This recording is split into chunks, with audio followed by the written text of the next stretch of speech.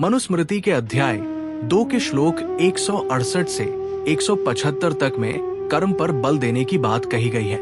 गर्भाधान से लेकर उपनयन संस्कार तक के नियमों का पालन करके द्विज, ब्राह्मण, क्षत्रिय, वैश्य को गुरुकुल में रहकर वेद पढ़ने योग्य तप करना चाहिए।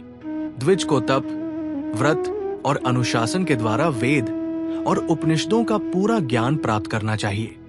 वेद पढ़ने की इच्छा रखने वाले व्यक्ति को हमेशा वेदों का अभ्यास करते रहना चाहिए।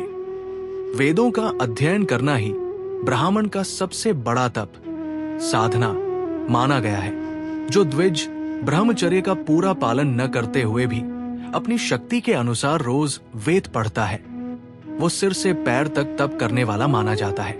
जो द्विज वेदों का अध्ययन छोड़कर केवल दूसरे कामों में मेहनत करता है, वो जीवित रहते ही अपने कुल सहित शूद्र समान माना जाता है। शास्त्रों के अनुसार द्विज के 3 जन्म बताए गए हैं: माता से जन्म, उपनयन संस्कार से दूसरा जन्म, यज्ञ की दीक्षा से तीसरा जन्म। इन तीनों में उपनयन से मिलने वाला ब्रह्मा जन्म सबसे महत्वपूर्ण है, जिसमें गायत्री को माता और गुरु को पिता माना जाता है।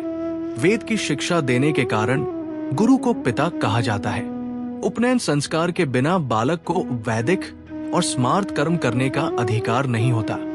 जिसका यज्ञोपवीत, जनेऊ न हुआ हो, उसके पास श्राद्ध मंत्रों को छोड़कर अन्य वेद मंत्रों का उच्चारण नहीं करना चाहिए, क्योंकि उपनयन से पहले बालक को शूद्र के समान माना गया है। उपनयन के बाद बालक को व्रत का पालन करते हुए विधि पूर्वक वेदों का अध्ययन करना चाहिए। उपनयन में जो चर्म, सूत्र, मेखला, दंड और वस्त्र बताए गए हैं, वही व्रत के समय भी धारण करने चाहिए।